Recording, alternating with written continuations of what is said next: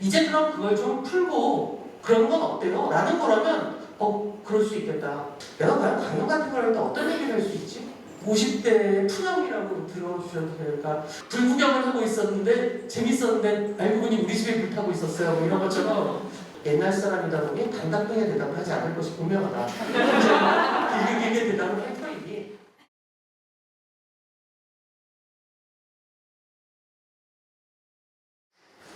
대단한 얘기는 아니고 왜 오늘 이 시간의 컨셉을 질문하고 대답하는 형식으로 하기로 했는가 라는 것을 제가 먼저 말씀드리는 게 나을 것 같아서 사실은 제가 굉장히 긍정적인 인간이에요. 그러니까 긍정적인 인간이고 기본적으로 결국 세상은 조금씩이라도 좋아진다고 믿기 때문에 무언가를 끊임없이 만들거나 아니면 이야기하는 사람인데 요 근래 한 몇 달은 아닌가? 그냥 인류 전체가 퇴보하기로 결정된 건가? 최근에 일단 우리가 흔히 백래시라고 얘기를 하는데 쉽게 얘기하면 여성 인권 또는 소수자 인권에 대해서 이 백래시가 단순하게 그 페미니즘에 대한 백래시뿐만이 아니라 소위 우리가 인권이라고 얘기하는 거, 소수자성이라고 얘기하는 거, 혹은 우리가 살면서 공동체에서 어떤 가치를 가져야 하는가라는 것에 대해서 전체적인 어떤 그 광해 개념에서 백래시가 이루어지는데 그것이 이를테면 잘못 생각하는 사람하고 논쟁을 하는 거면 지칠 일이 없는데 말도 안 되는, 그러니까 마치 어떤 백신을 맞으면 육체가 블루투스화 되고 어떤 육체를 맞으면 와이파이가 되고 어떤 육체를 맞으면 자석이 되고 그랬으면 좋겠어요. 마치 그런 것처럼 어제도 어느 야당의 젊은 여성 정치인이 여성 우선 주차장에 대해서 적어도 페미니스트라면 그런 걸 반대해야 되는 거 아니야?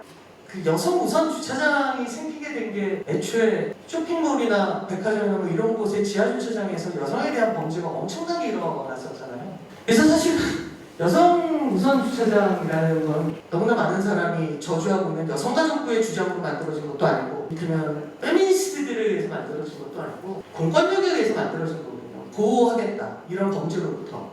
그러니까 오히려 그런 말이면 저는 받아들일 수 있을 것 같아요. 이제 CCTV가 없는 곳이 없고 쇼핑몰 주차장도 굉장히 밝아졌고 그리고 범죄도 줄어들었으니 이제 그럼 그걸 좀 풀고 그런 건 어때요? 라는 거라면 그럴 수 있겠다.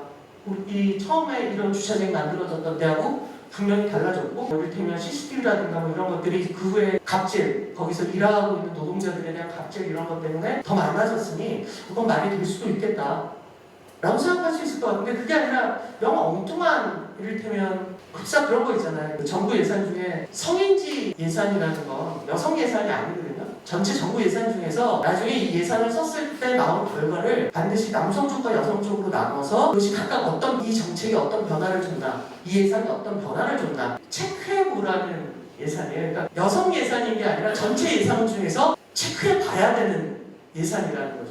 근데 그것을 이를테면 젠더 예산이라고 얘기를 하거나 더 이상 논쟁이 불가능하잖아요. 그러니까 그건 애초에 답을 정해놓고 마치 흡사 애인이 싸우면서 넌 뭘 잘못했는 줄 알아? 라고 묻는 건 똑같은 거잖아.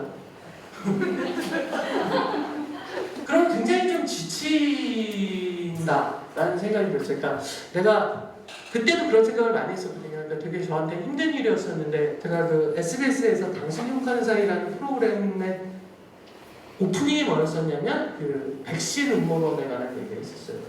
제 딴에는 되게 열심히 했었고 방송도 꽤 잘 나왔다고 생각을 했는데 그 방송이 나가자마자 저의 20여 년 전 둘도 없는 친구였던 제가 당시에 꽤 지지하고 좋아했던 그 학자였어요. 근데 그 친구가 저한테 20여 년 만에 저한테 메일을 보낸 거예요. 네. 근데 그 친구가 뭐라고 썼냐면 방송을 보고 너에게 오랜만에 메일을 보냈는데 그래서 왜 그 소위 백신 음모론과 그 왜 퀴어넌의 음모들 있잖아요.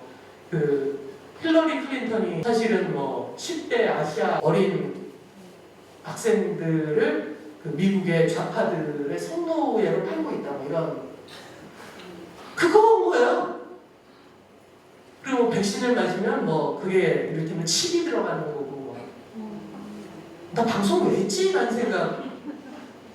그리고 정말 마지막에 정말 그 친구가 진심으로 썼었어요. 방송이 좀 그렇게 나왔지만 부디 백신 안 맞길 바란다.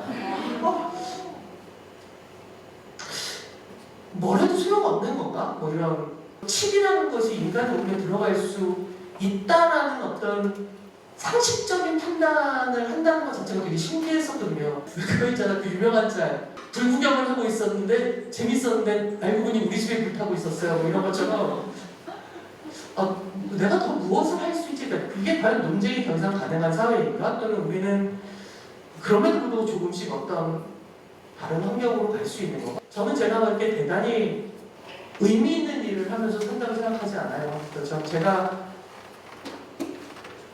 살아가고 있다는 그 살아가는 거에 한 96.2%는 저를 위한 삶을 산다고 생각해요. 그리고 나머지 뭐 그러니까 3.8%도 남을 위한 삶은 아니에요. 그러니까 오히려 그냥 저는 되게 보통의 영화 투자 잘 안 되고 있는, 그래서 방송일로 좀 그 생계를 유지하고 있는 그냥 보통의 감독의 삶을 산다고 생각을 하지만, 그럼에도 불구하고 이를테면 세상을 좋아지게 만들려고 애쓰는 어떤 사람들의 행동들이 끊임없이 저를 움직이는 게 있다고 생각을 해요.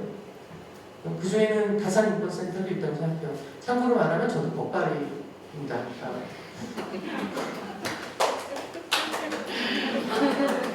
막 100% 막 제가 너무 하고 싶어서는 아니었어요.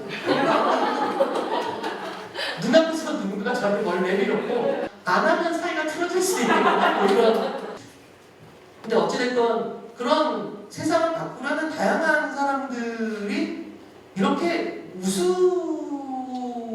우스꽝스러운 그들을 뭐 존경해라가 아니라 이런 대접을 받아도 되나? 고작 이 사람들은 그러면 1억을 벌려고 30년을 시민사회 운동을 한 건가? 바보인가? 이 사람들은 바보라고 생각하나? 뭐 그런 거 있잖아요. 그러니까 그냥 예전에 제가 그 처음 미래라는 작품으로 춤으로 해서 상업영화를 만들 때 어떤 분이 그래서 그럼 변영주는 상업영화 감독을 하려고 독립영화를 했던 거냐, 다큐멘터리를 했던 거냐.